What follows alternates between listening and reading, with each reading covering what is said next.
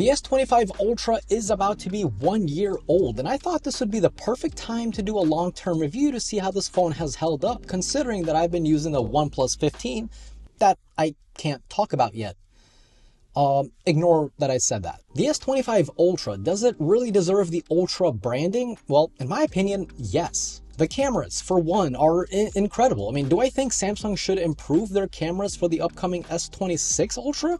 Yeah, and you know what? I believe they will. However, they are still fantastic cameras, but it is starting to show its age, especially in the telephoto department. With the release of the Pixel 10 series, specifically the 10 Pro XL, we do see that the Pixel does a better job with zoom, albeit AI zoom, but nonetheless, it does look great. Samsung does need to upgrade or do something new with the camera to stay competitive. But even so, I think they still look great. And that's especially true for the video. I think Samsung comes closest to Apple when it comes to video. Night video got improved by a lot, and it shows. Less noise, more detail, and I also like how Samsung handles LED lights, as they are quite hard for some cameras to get right. By the way, if you have the S25 Ultra, let me know your experience down below. You'll be helping me out and others reading your comment. The S Pen is also another unique feature of the S25 Ultra. I'll be honest, I don't use it much or at all aside from signing documents, but the fact that it's there, hidden, out of sight, out of mind, I like that. If you need it, it's there. If you don't need it, well, you kind of forget that it's there. I like this method more than what Samsung was doing with the Z series, because if you wanted to use the S Pen here, you would have to buy an ugly case that has the S Pen on the outside, which makes the phone bulky. But with the S25 Ultra, it's just built right into the phone.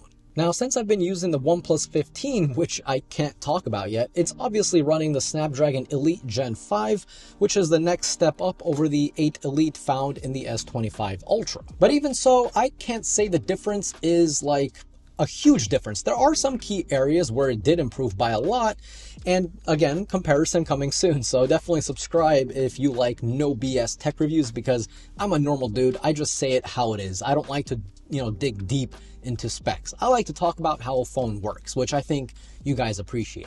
What the S25 Ultra does right is something that not a lot of companies get right. Apple tried with the 17 series, but it's not good.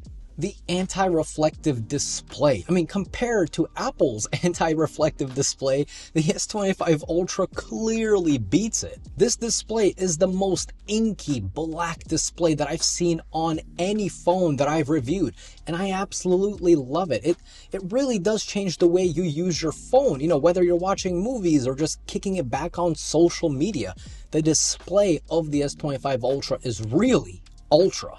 Performance has also been fantastic. I've said this once and I'll say it again. Qualcomm has been absolutely killing it with their chips ever since the Snapdragon 8 Gen 1. To me, it's almost similar to how Apple moved their computer chips over to the M series chips, their own silicon, and it just totally changed the game for Apple. And I truly believe after the 8 Gen 1, it totally changed the game for Android. There's been absolutely zero issues with the 8 Elite in this phone. It's been working just as well as it did day one. In fact, if this phone came out today, I would think it's a new phone, minus the chip, but nonetheless. Hell, even the battery life has been holding up basically the entire year. This is still an all-day phone, no issue about it. However, is it better than the OnePlus 15? Well, I don't know. I told you guys I can't talk about it yet. And here I am, talking about it. Merry Christmas, by the way. It's Tuesday, October 28th. The iPhone 17 Pro Max came out recently, and I've been using it as well.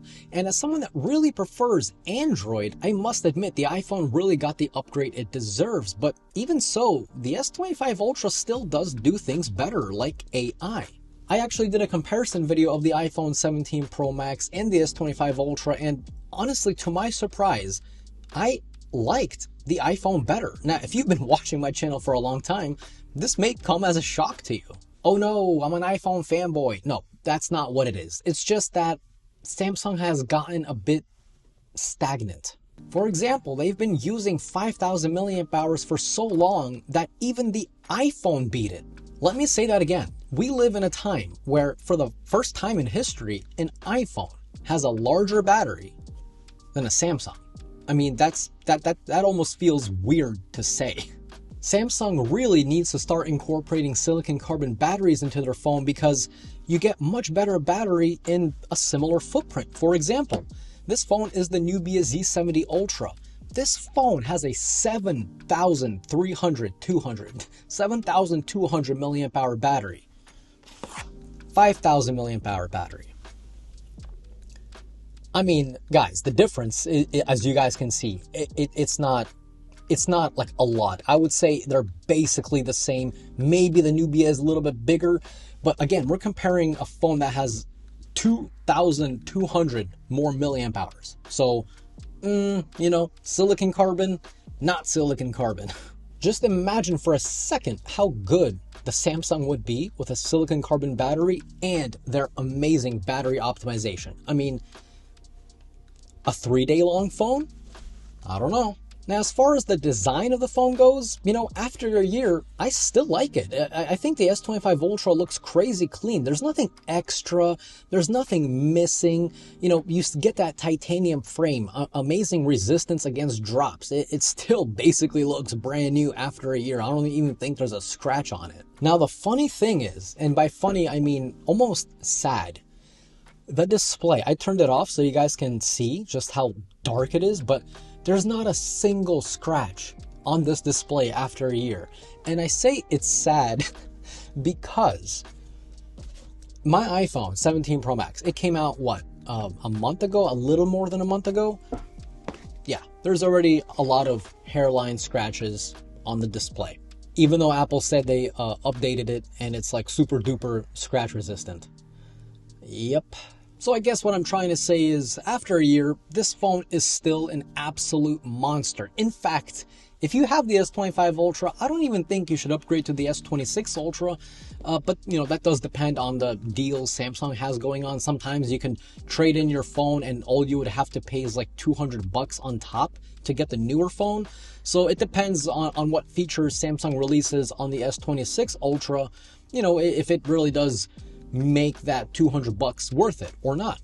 I mean, I don't know. I guess we'll see. So again, let me know how the S25 Ultra has treated you guys down below in the video description. And if you guys enjoyed today's video, definitely click that like button. It's free for you, but it helps me and the channel out a lot. And I always truly appreciate it. And if you're new here and you like, you know, laid back, no BS tech reviews, definitely subscribe. And as always, this was Mark from Mark's Tech. Adios.